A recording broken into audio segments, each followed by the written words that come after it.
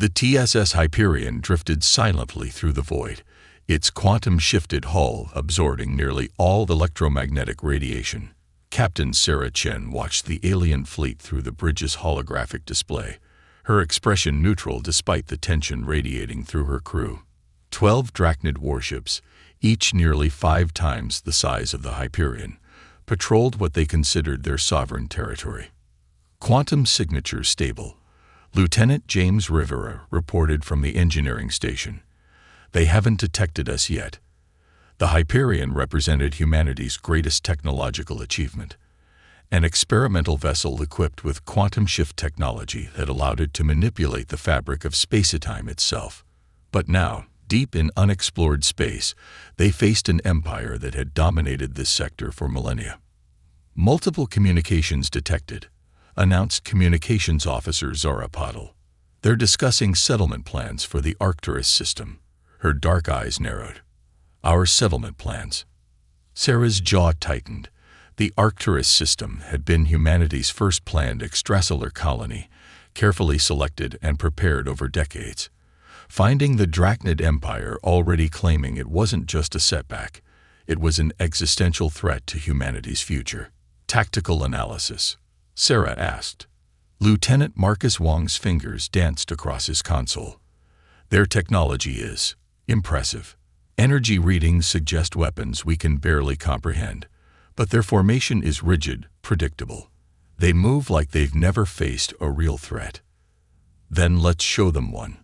Sarah decided. Engineering. Begin quantum resonance sequence. Tactical, plot-firing solutions for their command ship's communication array. Communications, prepare the package. The bridge crew moved with practiced precision. They had trained for this moment, knowing that humanity's first contact with an advanced civilization might not be peaceful. The Hyperion's quantum core hummed to life, its energy signature carefully masked by the background radiation of a nearby pulsar. The Drachnid ships maintained their patrol pattern, their crews likely bored with their routine assignment. Their sensors, calibrated for conventional propulsion and weapons, failed to detect the quantum distortions building around them. Package ready, Zara reported. Translight burst configured. Quantum resonance at optimal frequency, James added. Ready for shift. Sarah allowed herself a small smile. Execute primary protocol. Ghost dance. The Hyperion shifted, its quantum field extending in ways that defied conventional physics. To the Drachnid sensors, it would appear as if space itself had begun to fracture. Before they could react, the human ship unleashed its first strike. A concentrated burst of quantum-encoded data slammed into the Drachnid command ship's communications array. The packet contained a virus designed to exploit their over-reliance on predictable algorithms, using their own rigid protocols against them. Direct hit, Marcus reported. Their communications are scrambled. Secondary systems attempting to compensate. The Drachnid fleet's perfect formation began to waver as conflicting commands propagated through their network. Sarah watched as the massive ships tried to coordinate their response, but their automated systems worked against them, each trying to follow protocols that no longer made sense. Their flagship is charging weapons, Marcus warned. Detection algorithms are starting to adapt. As expected, Sarah nodded. Time for Phase 2. Engineering. Initiate quantum cascade. The Hyperion's revolutionary drive pulsed, creating a series of quantum echoes that multiplied across space. To the Drachnid sensors, it would appear as if dozens of human ships had suddenly materialized around them. Chaos erupted as the alien vessels opened fire on phantom targets. Their energy weapons, powerful enough to vaporize conventional ships, passed harmlessly through quantum ghosts while the real Hyperion maneuvered through gaps in their coverage. Sir, Zara's voice carried an edge of excitement. I'm intercepting their internal communications. They're panicking. Their commanders can't understand how we're bypassing their defenses. Because they've forgotten something fundamental. Sarah replied, watching as the mighty Drachnid ships floundered. Technology isn't everything. Humanity survived countless wars and disasters not through superior firepower, but through adaptation, improvisation, and the willingness to try the impossible. The Hyperion struck again, its quantum-shifted weapons finding vulnerabilities in the Drachnid's supposedly impenetrable shields, not through brute force, but by exploiting the quantum nature of their defensive fields, turning their own energy against them. Their flagship is attempting to broadcast a distress signal, Zara reported. Long-range communications are still compromised, but they're trying to brute force through our virus. Time to introduce ourselves properly, Sarah decided.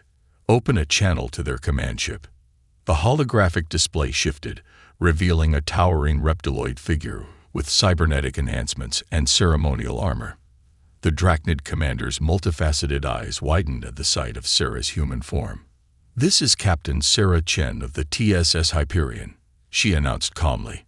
"We apologize for the dramatic introduction, but you're attempting to colonize a system that humanity has already claimed. We suggest discussing this diplomatically, unless you prefer a demonstration of what else our ship can do." The Drachnid commander's scales shifted colors rapidly, a sign of agitation, according to their cultural database.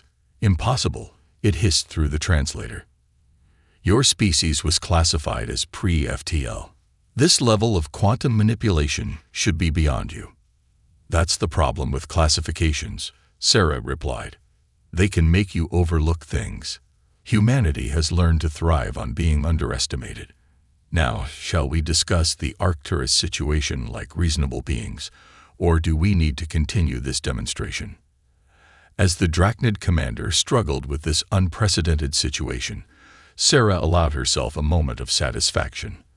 The Hyperion had achieved its secondary mission, proving that humanity could stand against even the most advanced civilizations, not through matching their technology, but by changing the rules of engagement entirely. The era of human expansion into the galaxy had begun, and the Drachnid Empire had just learned a costly lesson about underestimating their new neighbors. Admiral Kexthar watched the holographic replay of the Hyperion's attack for the 100th time, his cybernetic implants processing every detail. The human vessel's tactics defied all established doctrine, its quantum manipulations bypassing defenses that had protected the Drachnid Empire for centuries. "Impossible," he muttered, his scales darkening with rage. "They were barely achieving spaceflight when we last surveyed their world. This level of advancement, perhaps we underestimated their potential," suggested Science Director Venna, her crystalline augmentations glinting in the war room's light. "Their approach to quantum mechanics appears fundamentally different from ours." "Their approach is chaos," Kexthar dismissed. "Deploy the 7th Battle Fleet. We'll crush this human vessel and remind the galaxy why the Drachnid Empire has ruled unopposed for 10,000 years." Aboard the Hyperion, Sarah Chen studied the tactical display with growing concern. 30 Drachnid warships had emerged from hyperspace, their formation a perfect geometric pattern designed to prevent escape. "They're adapting," Marcus noted from Tactical. "Energy signatures suggest enhanced quantum detection systems. Our ghost projections won't be as effective." "Then we'll give them something new to think about," Sarah decided. "Engineering, begin quantum fractal sequence. Communications, prepare the cultural package." The Drachnid fleet advanced with mechanical precision, their weapons charged and shields synchronized. They expected the humans to either flee or attempt another quantum deception. They weren't prepared for what came next. The Hyperion broadcasted a seemingly random series of transmissions, fragments of Earth's entertainment broadcasts, social media feeds, and historical documents. To the Drachnid's rigid, hierarchical minds, the chaos of human culture was incomprehensible. "Their command and control network is showing strain," Zara reported with satisfaction. "Their AI systems are trying to analyze our transmission patterns and failing. Because they're looking for military significance in cat videos and reality TV shows," James chuckled from engineering. "The quantum fractal sequence is ready." Sarah nodded. "Execute." The Hyperion's quantum drive engaged, but instead of creating ghost images, it generated a cascading series of space-time distortions. Each distortion carried fragments of the cultural broadcast, creating a quantum electromagnetic storm that played havoc with the Drachnid's sensitive equipment. On the Drachnid ships, AI systems crashed as they attempted to process information that followed no logical pattern. Their tactical computers, designed to counter military strategies, found themselves analyzing human dance moves and cooking shows. Their formation is breaking down, Marcus reported. Individual ships are falling back on autonomous control, but their responses are predictable. Sarah had counted on this. The Drachnid's reliance on AI and automated systems was their weakness. When those systems failed, they defaulted to pre-programmed responses that any human tactician could anticipate. Target their flagship's sensor arrays, she ordered. Let's see how they handle fighting blind. The Hyperion struck with surgical precision, its quantum-shifted weapons exploiting gaps in the Drachnid's now uncoordinated defense grid. One by one, their ships lost their advanced sensing capabilities, forcing them to rely on primitive electromagnetic detection. Admiral Kexthar watched in horror as his fleet's perfect formation dissolved into chaos. Impossible, he repeated, his cybernetic eyes struggling to track the human vessel's movements. Their tactics violate every principle of warfare. That's precisely why they're working, Vena observed. Our military doctrine assumes rational opponents following logical strategies. These humans, they're turning our own complexity against us. The Hyperion danced through the disabled Drachnid fleet, its quantum drive creating localized distortions that made conventional targeting impossible.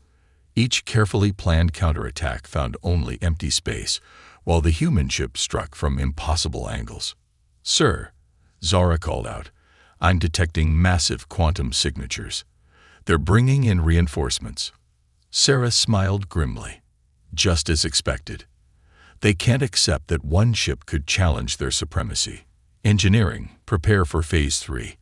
Let's show them why humans learn to love being underestimated. The Drachnid reinforcements emerged from hyperspace, their numbers now approaching 100 ships. But numbers meant nothing when facing an opponent who refused to play by the established rules of warfare. Cultural package updated, Zara announced, adding the complete history of human warfare and adaptation. Let their AIs try to process how a species can survive and thrive despite millennia of fighting against superior forces. Quantum fractal sequence reconfigured, James added, ready to initiate the Pandora Protocol. Sarah took a moment to appreciate the irony. The Drachnid's technological superiority had become their greatest vulnerability. Their inability to comprehend or adapt to human unpredictability was leading their mighty empire into a trap of their own making. "Execute Pandora," she commanded. "Let's teach them why humanity has always thrived in chaos." The Drachnid Empire's high command chamber erupted in chaos as reports of the Hyperion's continued success poured in. Grand Admiral Kexthar faced the Imperial Council, his scales now a deep shade of rage black.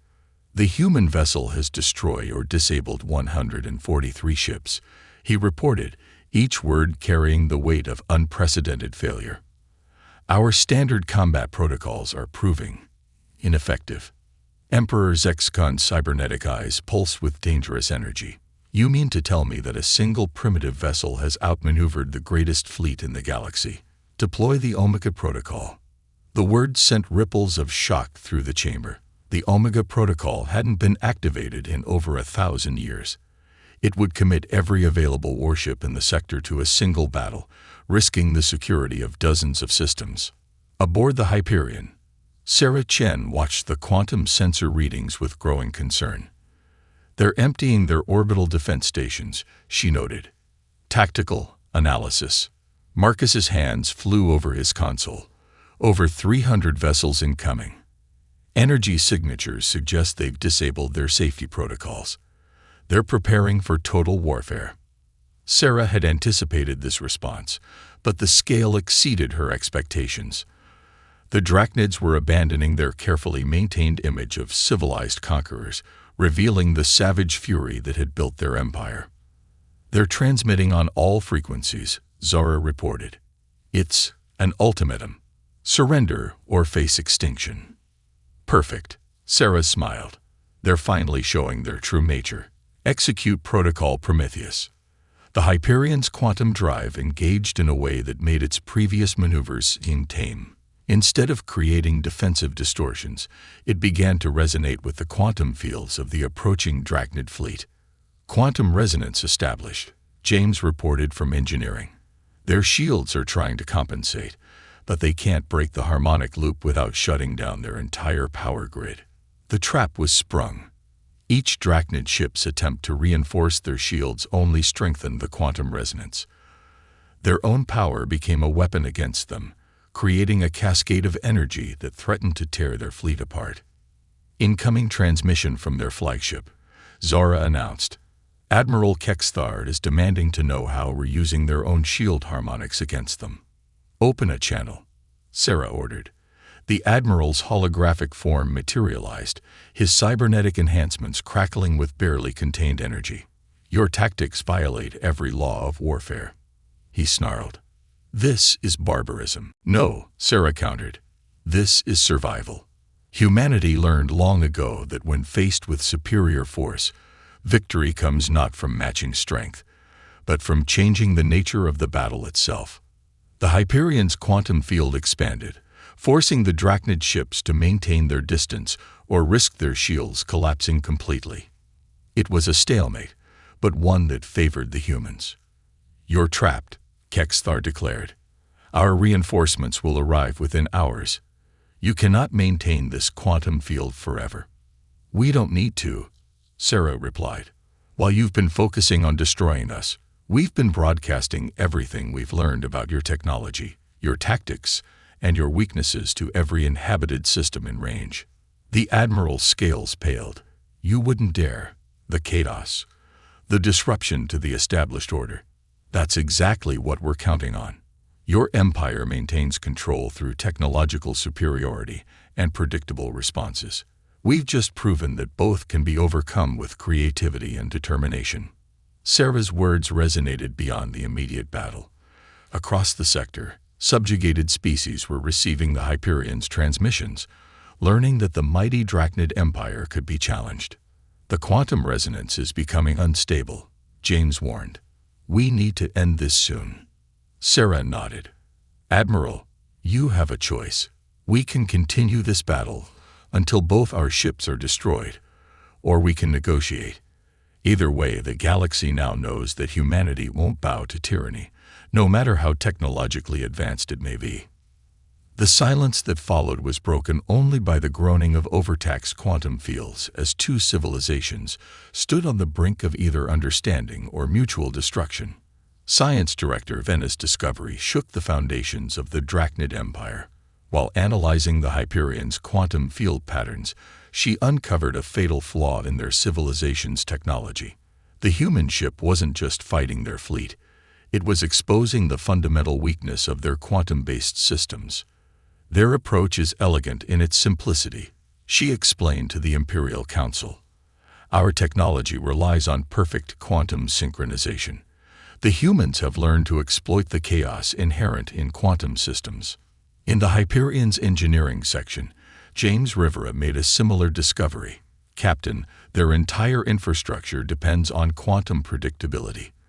Their ships, their communications, even their cybernetic enhancements, they're all vulnerable to quantum disruption. Sarah Chen processed this information as she watched the massive Drachnid fleet holding position around them. Can we use this? Better, James replied. We already are. Every quantum pulse we sent has been teaching their systems to doubt their own calculations. Their entire command structure is beginning to break down. On the Drachnid flagship, Admiral Kexthar faced a crisis. His cybernetic enhancements, usually providing perfect tactical analysis, now generated conflicting data.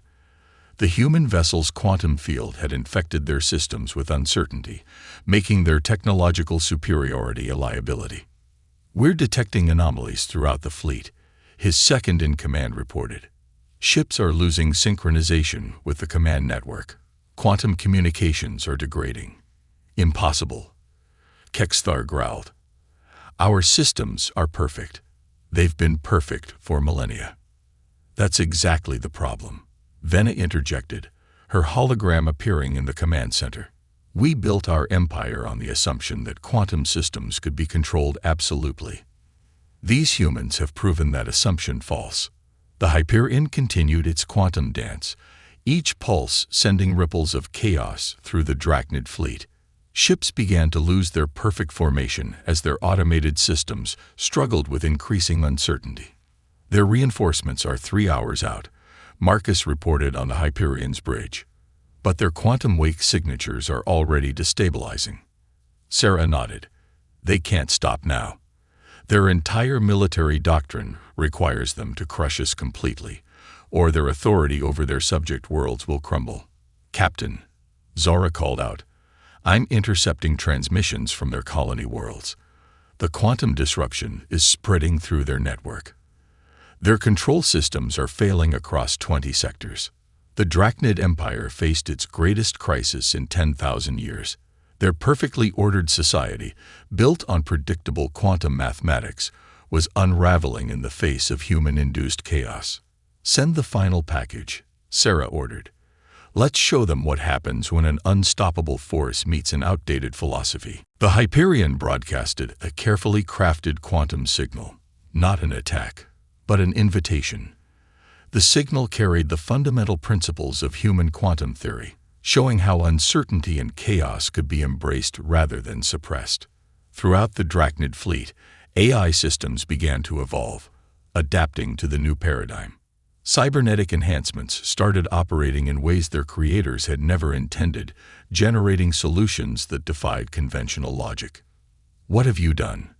Kexthar demanded, watching his perfect fleet transform into something unprecedented. We've given you a gift, Sarah replied. The understanding that true advancement comes not from controlling chaos, but from learning to thrive within it. That's how humanity survived its own history, by adapting, evolving, embracing uncertainty. The quantum disruption reached the Drachnid homeworld, causing their ancient control systems to recalculate 10,000 years of assumptions.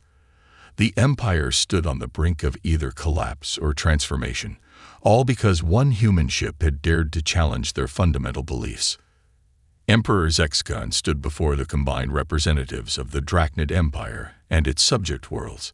The Hyperion's quantum revelation had forced the first emergency gathering of all species in 10 millennia.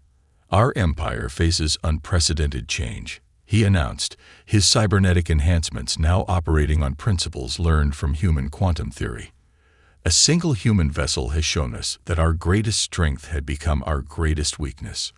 Aboard the Hyperion, Sarah Chen watched the broadcast alongside her crew. Their mission had succeeded beyond anyone's expectations, transforming an enemy into something entirely new. The Drachnids are implementing the quantum adaptations across their territory, James reported. Their systems are evolving, becoming more flexible, more human. And their subject worlds? Sarah asked. Gaining autonomy, Zora replied. The rigid control systems are being replaced with adaptive networks.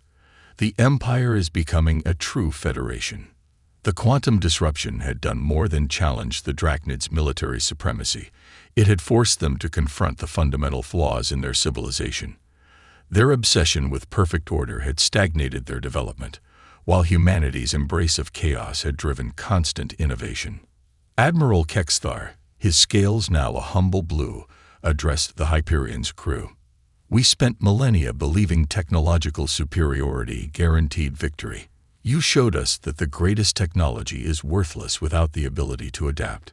Humanity learned that lesson through countless struggles, Sarah responded. Every defeat taught us to evolve. Every setback forced us to innovate. We don't fear chaos. We harness it. The Arcturus system, which had sparked the conflict, became the site of the first joint human-Drachnid research facility. Both species had something to teach. The Drachnids' mastery of quantum engineering combined with humanity's intuitive understanding of chaos theory. The quantum network is stabilizing, Vena reported from the research station. Human randomness generators are actually improving our computational efficiency. It's beautiful. Across the galaxy, other civilizations watched and learned. The myth of Drachnid invincibility had been broken not by superior firepower, but by a single ship showing them a better way to view the universe. Sarah stood at the Hyperion's observation window, watching ships from a dozen species working together in the Arcturus system.